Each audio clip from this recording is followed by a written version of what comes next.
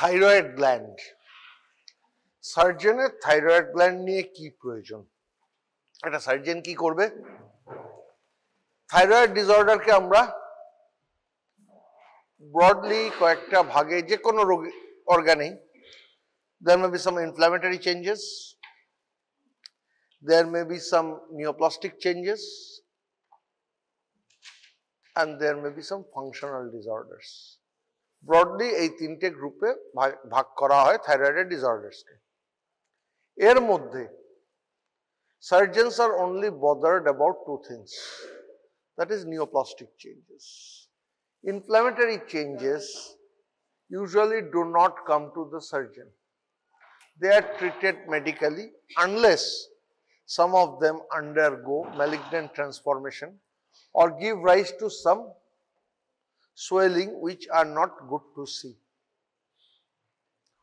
তার মানে basically surgeon deals with thyroid swellings, which can be, some of them are physiological swellings like pubertal goiter, some of them can be non-neoplastic swellings, and some of them will be neoplastic swellings. Essentially, surgeons deal with thyroid swellings. And in addition to it, whenever we deal with a thyroid swelling, what is our job? The job of the doctor is threefold. Number one, it is to establish that this is indeed a thyroid. Number two, to find out whether the patient is clinically euthyroid or thyrotoxic or hypothyroid. And number three, to find out whether the swelling is a cystic lesion or a benign, is a malignant lesion or a benign lesion.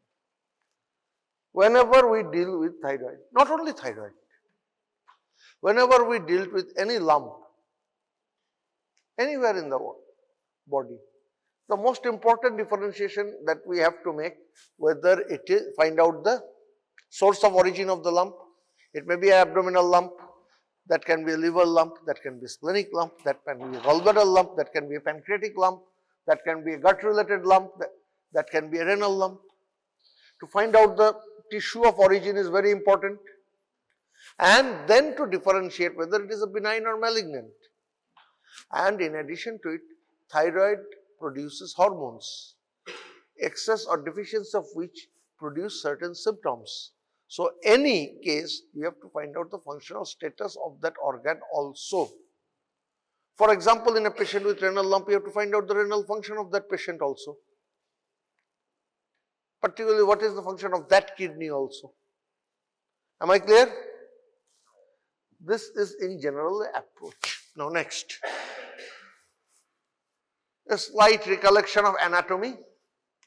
It extends from the oblique line of the thyroid cartilage to the lower border to the 5th or 6th tracheal ring, lying against C5 to T1 vertebra of an conical right and left lobes joined in the middle by isthmus.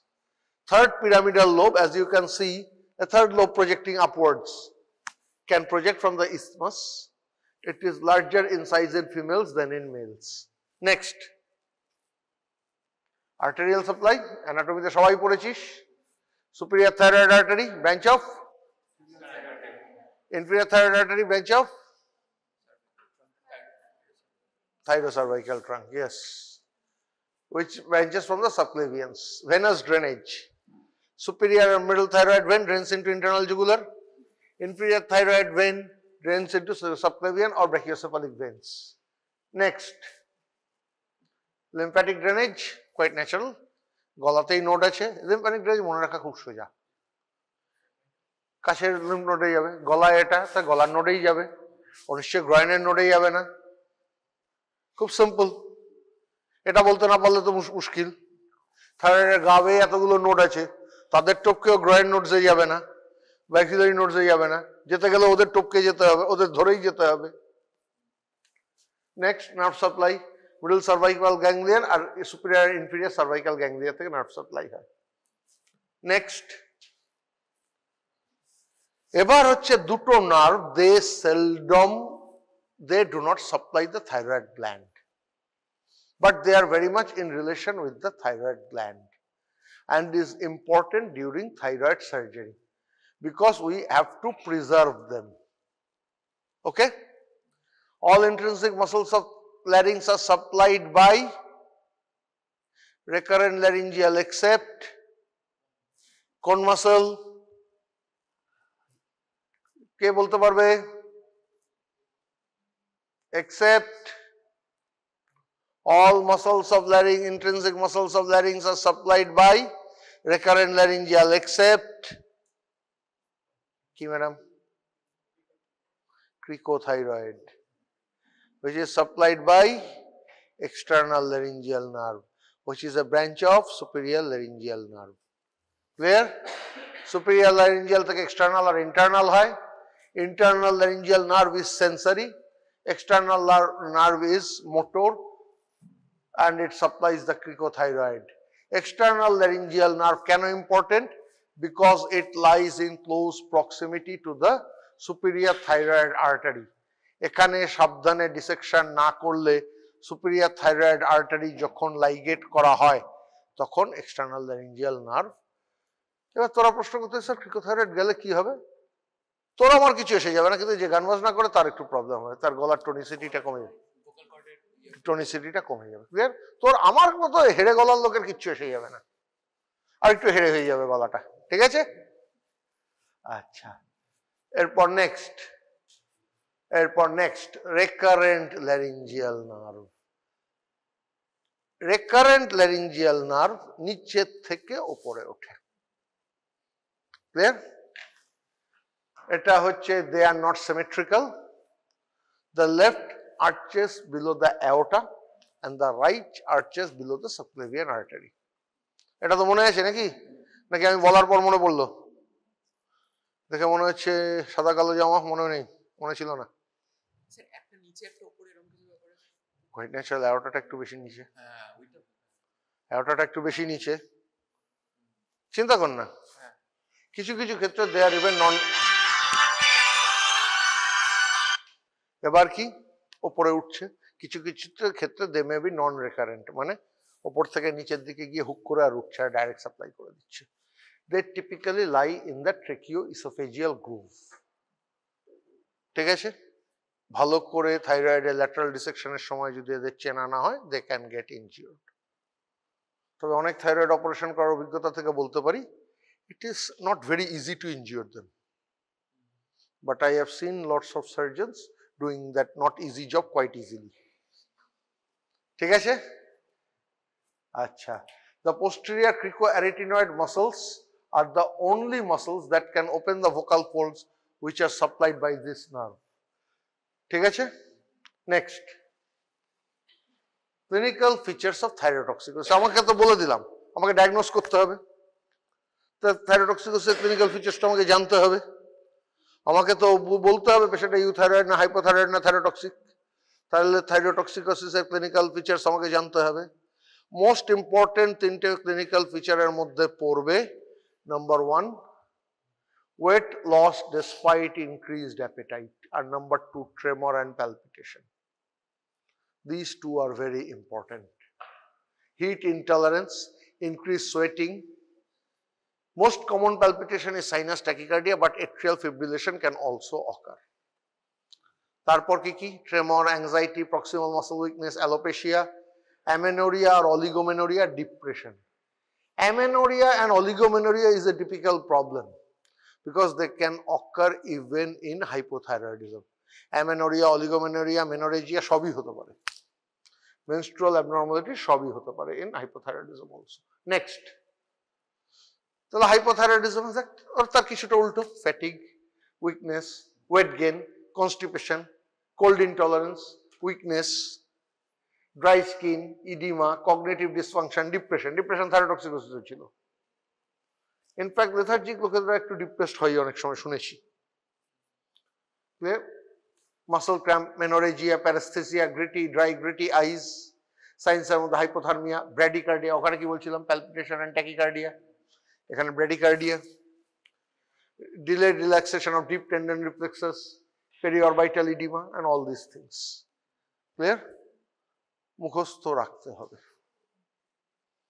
Most important যেগুলো মনে রাখতে হবে, ওয়েটের ব্যাপারটা, hit আর cold ইনটলারেন্সের ব্যাপারটা, lethargy, ট্রেমার। Clear? Next, এবার গয়টারকে যখন আমরা ক্লাসিফাই করব, what is goitre? Any swelling of the thyroid is called goitre. ঠিক আছে? Any swelling of the thyroid gland is called goitre.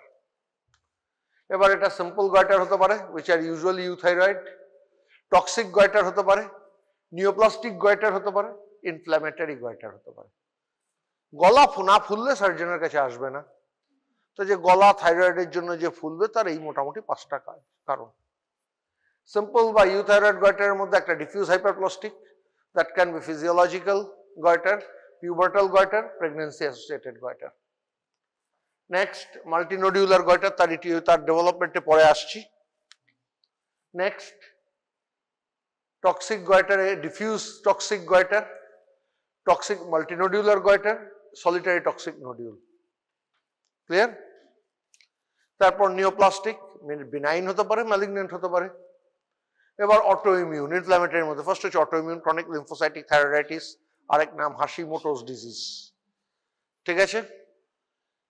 তারপর গ্র্যানুলোমাটাস থাইরয়েডাইটিস, যার নাম ডি কুয়ারভ্যান্স ডিজিজ, ফাইব্রোজিং ইনফ্লামেশন, যার নাম riddles thyroiditis, infective, all this. এগুলোতে সার্জারির রোল নেই। ক্লিয়ার? এর মধ্যে হাশিমোটোতে একটা ব্যাপার আছে, patient suffering from Hashimoto's can develop thyroid gland lymphoma, may develop. Next, তাহলে সিম্পল গয়টার কিভাবে হচ্ছে? এর ফার্স্ট স্টেপ হচ্ছে stimulation of thyroid by TSH. TSH কোত্থেকে আসে? পিটুইটারি কোন lobe? Anterior lobe of pituitary থেকে টিএসএইচ আসে। টিএসএইচ এর ফার্স্ট কাজ কি? থাইরয়েড ফলিকুলকে স্টিমুলেট করা। ওভার স্টিমুলেশন, পিটুইটারি মাইক্রোঅ্যাডেনোমা থাকলে তার থেকে টিএসএইচ বাড়বে, থাইরয়েড আরো বেশি স্টিমুলেটেড হলো। অথবা অনেক সময় কি হয়, T3 T4 এর লেভেল কমে গেছে, T3 T4 দুটো লেভেল কমে গেছে, তাহলে ফিডব্যাকে টিএসএইচ বাড়বে, টিএসএইচ এসে থাইরয়েডকে হুইপ করছে। এই দুটো কারণে ওভার স্টিমুলেশন হতে পারে। আয়োডিন ডেফিসিয়েন্সিতে জন্য গয়টার ডেভেলপ করতে পারে। In areas where goiter is endemic, there is a very low iodide content in food and water. Sub-Himalayan India ছিল এককালে। Daily requirement of iodine হচ্ছে 0.1 to 0.1.5 mg. Iodized salt has greatly reduced simple goiter in endemic regions. Third কি কারণে হতে পারে? ডিসহরমোনোজেনেসিস। Fourth হচ্ছে goitrogens. Vegetables of the Brassica family like cabbage, বাঁধাকপি। বাঁধাকপি, যাই হোক ভাই, আমি বাঁধাকপি প্রচুর খাই, আমার হয়নি। আর কোরিয়াতে শুনেছি সবকিছুতেই বাঁধাকপি খায় কোরিয়ানরা, তাদের মধ্যে গয়টার বেশি এরকম শুনিনি। Drugs like paraaminosalicylic acid and antithyroid drugs. এবার হচ্ছে খোরাকটা হচ্ছে আয়োডিন, আয়োডাইডস ইন, কি বললাম, আয়োডিন ডেফিসিয়েন্সির জন্য গয়টার হয়। আবার ওভার আয়োডাইড হলেও গয়টার হতে পারে। ঠিক আছে? Excess iodine intake can also cause autoimmune thyroid disease. Next, simple goiter কিভাবে হচ্ছে? This is the pathogenesis. আমি এটাকে শর্টকাট করার রাস্তা খুঁজে পাইনি। গত ব্যাচে তোদের সিনিয়র ব্যাচকে পড়াবার সময় তৈরি করেছিলাম। এটাকে অ্যারো ট্যারো দিয়ে শর্টকাট করা যায় কিনা তোদের কাউকে দিয়ে দেবো, দেখিস তো কোনোভাবে অ্যারো ট্যারো দিয়ে শর্টকাট করা যায় কিনা জিনিসটা। তার কারণ আমার জিনিসটা দেখে আমার নিজেরই খুব একটা ভালো লাগছে না, যে পাওয়ার পয়েন্টে এরকম কম্প্যাক্ট লেখা খুব একটা কাজের জিনিস নয়, তাই না? হাইলাইট হওয়া উচিত শুধু, কিন্তু এটাকে ছোট করতে পারছি না আমি। পারসিস্টেন্ট গ্রোথ স্টিমুলেশন, গোটা থাইরয়েডটা বড় হয়ে গেল। ঠিক আছে? থাইরয়েড গ্ল্যান্ডে কি আছে? ওই যে ফলিকুল আছে, আর ফলিকুলের মাঝখানে স্ট্রোমাল টিস্যু, তাই তো থাইরয়েড গ্ল্যান্ডের অ্যানাটমি, মাইক্রোস্কোপিক অ্যানাটমি তো তাই বলে।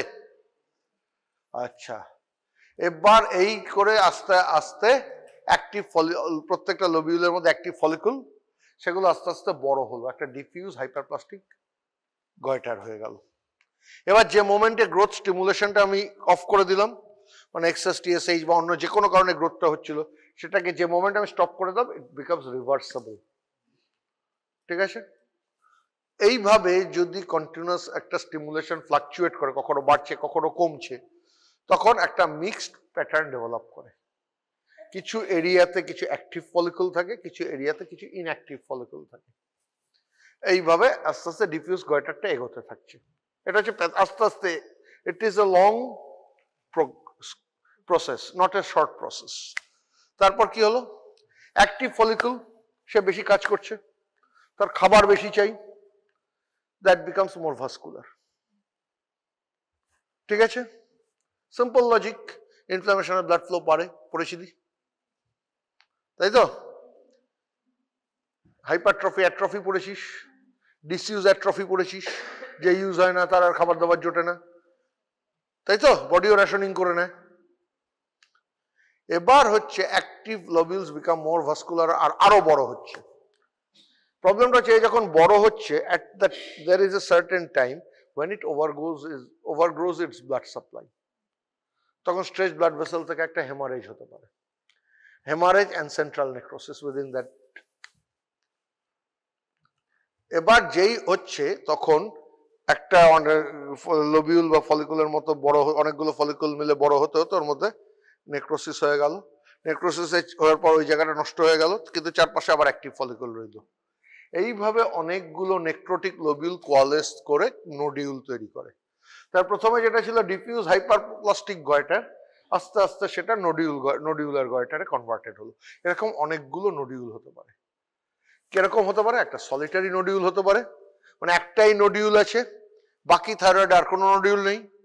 2 নম্বর হতে পারে মাল্টি নোডিউলার হতে পারে, অজস্র নোডিউল আছে। 3 নম্বর আরেকটা টাইপ হতে পারে, what is this? What is this? আমি হাতে প্যালপেট করে একটা নোডিউল পাচ্ছি, কিন্তু আল্ট্রাসাউন্ড বা ইমেজিং বা বায়োপসিতে আমি আরো অজস্র নোডিউল পাচ্ছি, which are not clinically apparent. একে বলা হবে ডমিনেন্ট নোডিউল। ক্লিয়ার?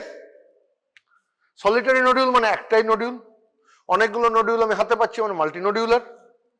কিছু কিছু ক্ষেত্রে একটা নোডিউল হাতে পাচ্ছি, বাকিগুলো হাতে পাচ্ছি না, কিন্তু ইমেজিং বা প্যাথোলজি বলছে আরো নোডিউল আছে, that is dominant nodule. Clear?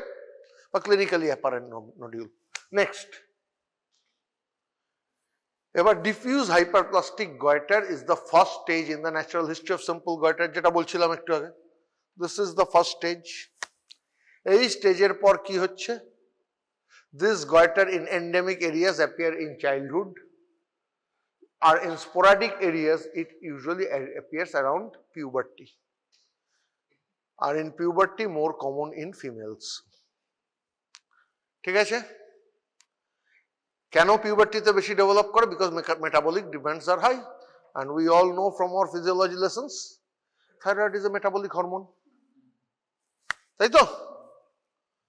If TSH stimulation ever কমে গেল, the goiter may regress, but again reappears during periods of further stress, like pregnancy. ঠিক আছে? The goiter is soft diffuse, but is often large enough to cause discomfort. তার মানে, এই ধর তোদের বয়সী একটি মেয়ে আমার কাছে এলো, গলাটা এরকম ফুলেছে, ইউএসজি তে বলছে কোলয়েড গয়টার, আমি অন্য কোনো নিউপ্লাসিয়াল লিশন পাচ্ছি না, এমনিতে ইউথাইরয়েড বা জাস্ট মাইল্ডলি হাইপোথাইরয়েড, আমি কি তার অপারেশন করব? The answer is no. Clear? The answer is no. কিচ্ছু করার দরকার নেই, জাস্ট ওয়েট অ্যান্ড ওয়াচ। ঠিক আছে? এবার হচ্ছে কোলয়েড গয়টার কি? A late stage of this diffuse hyperplastic goitre, যখন স্টিমুলেশনটা আর নেই, গোটা লোবিউল গুলো কোলয়েডে ভরে গেছে। ঠিক আছে? In early stage just a hyperplastic goiter may regress if thyroxine is given in a small dose. কেন? আমি যদি এলট্রক্সিন বা থাইরয়েড হরমোন রিপ্লেসমেন্ট স্মল ডোজে দিই, কি হবে? টিএসএইচটা কমে যাবে, স্টিমুলেশনটা চলে যাবে। আর আগেই বলেছি আর্লি স্টেজটা রিভার্সেবল, আমাকে একটা আর্লি স্টেজে দিতে হবে, লেট স্টেজে দিয়ে লাভ নেই। প্রবলেমটা হচ্ছে আর্লি স্টেজে পেশেন্টটা তোর কাছে আসবে না, that is the saddest thing, তাই তো? নেক্সট,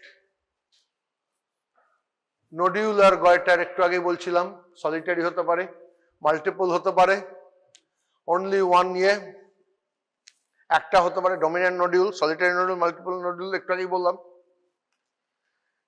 এরপর cystic degeneration, haemorrhage and subsequent calcification নডিউলের মধ্যে হতে পারে। A discrete nodule in a otherwise impalpable gland তাকে বলে ডমিন্যান্ট নডিউল, এটাও বলে দিয়েছি তোদের। ক্লিয়ার? এরপর চল নেক্সট স্লাইড। এবার তাহলে সিম্পল গয়টারের ডায়াগনোসিস কি করে করব? Goitre, thyroid swelling is called goiter.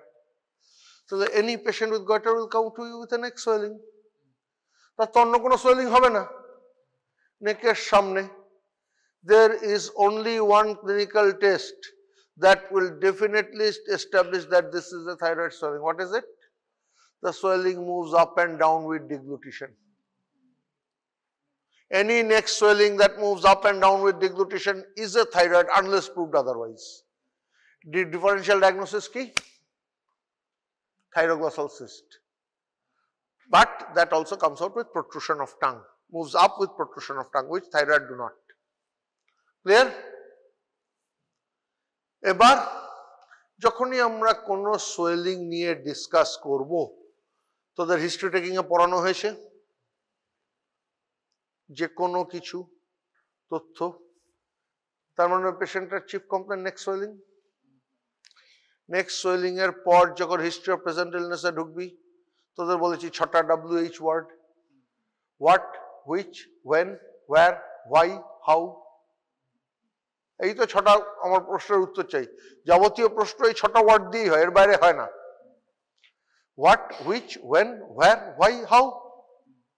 তার মানে সেটাকে আমাদের এখানে নিয়ে এলে অনসেট, ডিউরেশন, প্রোগ্রেস, সিমটমস।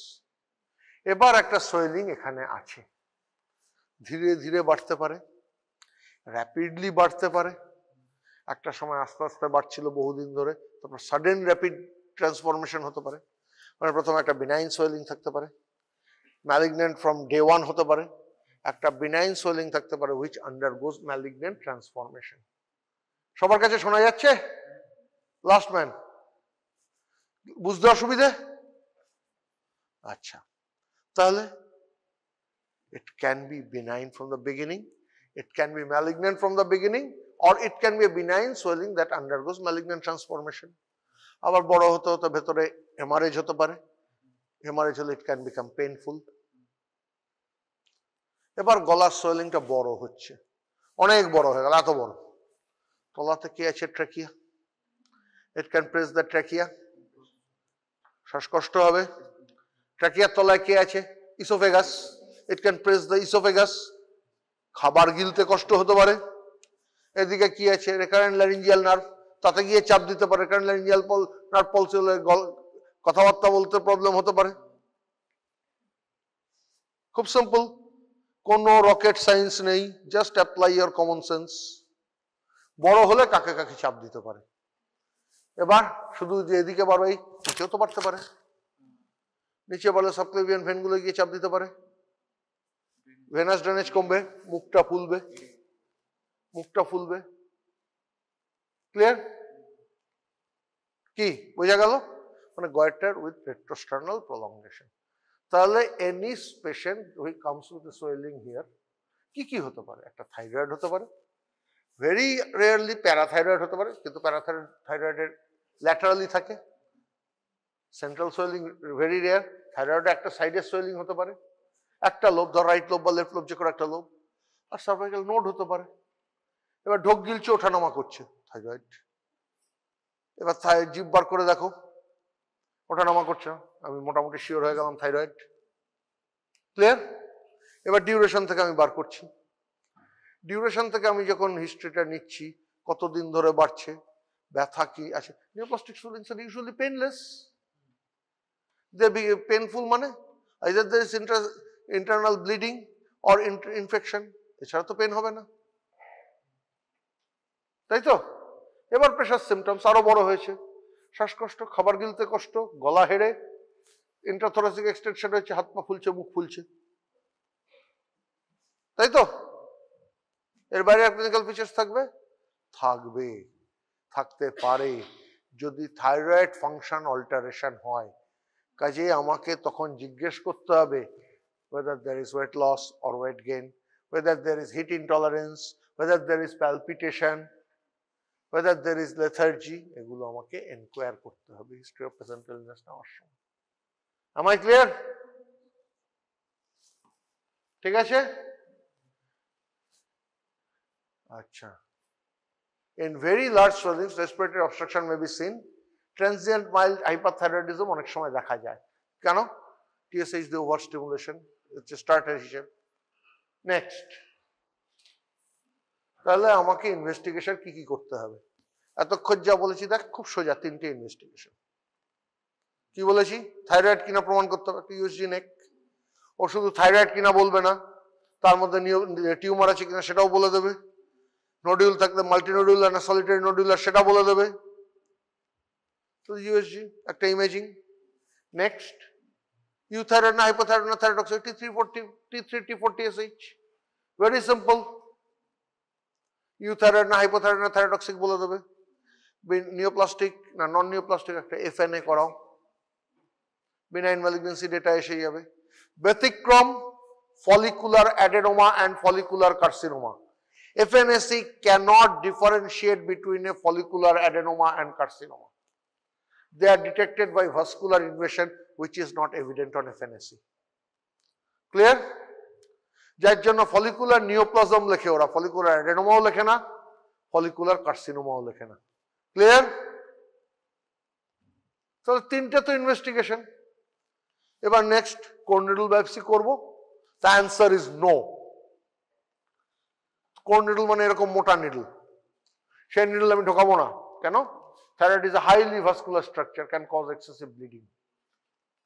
করব না। ফিনিশ।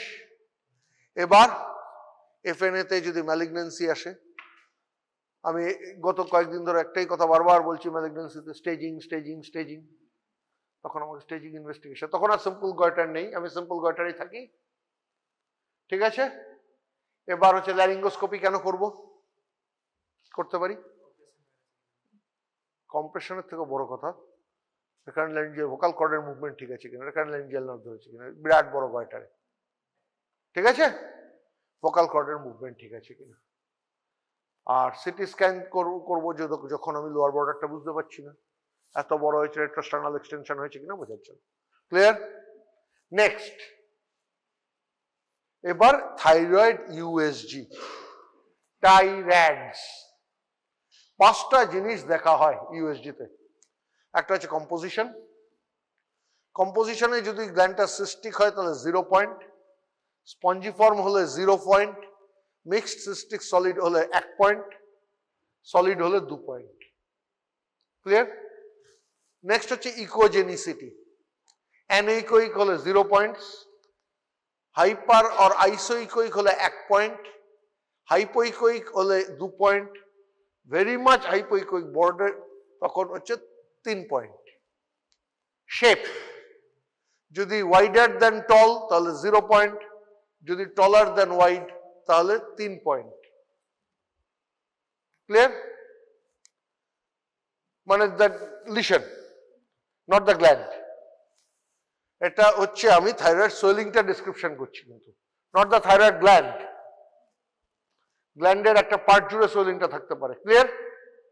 অল দিস পার্টেন্স, তার মানে নর্মাল থাইরয়েডে তো it is taller than wide.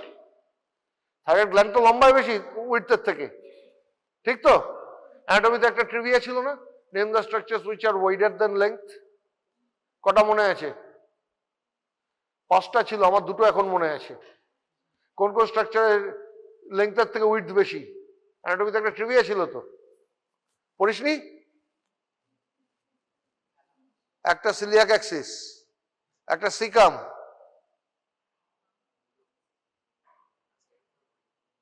পড়িসনি? কার কার লেংথের থেকে উইডথ বেশি? ও অ্যাকচুয়ালি তোরা এখন এমসিকিউর জন্য পড়িসনি, আমরা এমসিকিউর সময় পড়তে হতো এগুলো, বুঝলি?